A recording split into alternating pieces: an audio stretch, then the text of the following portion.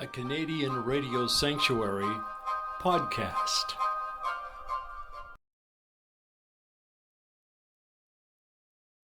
It was about 1969, probably about October or November of '69, and the Seeds of Time, who were a local band in Vancouver.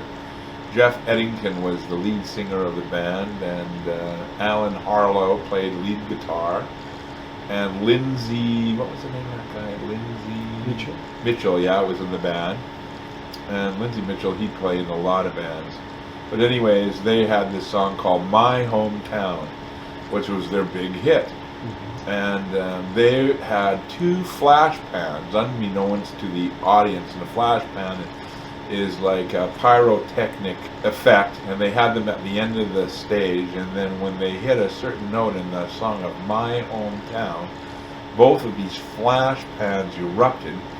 And of course they had color lights on them, so they looked even better than they would have looked if there was no light on, just a regular fire coming on them.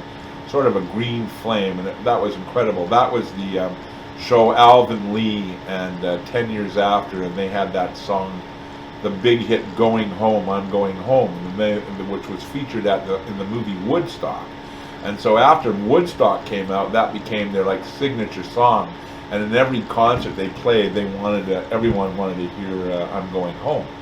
And they do this extended song. It's about 10 minutes long. It's amazing. And Alvin Lee, was one of the best guitarists of that time.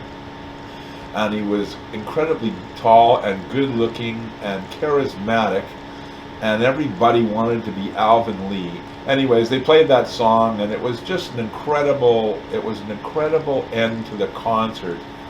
Chick Churchill on bass, I think, was Chick Churchill, and Alvin Lee, and I can't remember the name of the other fellow, but what a good show, what an amazing show.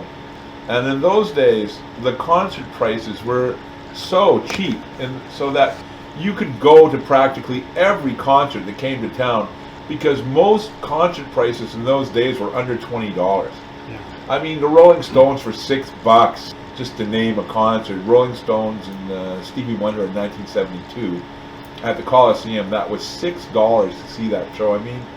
Today you'd pay $160 and be sitting in the nosebleed section.